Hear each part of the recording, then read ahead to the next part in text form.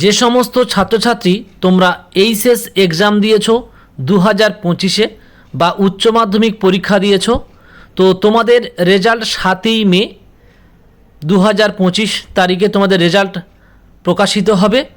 আর তোমাদের West Bengal Council of Higher Education Secondary Education থেকে তোমাদের একটি নোটিফিকেশান দিয়েছে যে তোমাদের কোন কোন ওয়েবসাইট থেকে তোমরা তোমাদের রেজাল্ট দেখতে পাবে। সেই ওয়েবসাইটগুলো আমি তোমাদের স্ক্রিনে শো করছি, তোমরা দেখে নাও।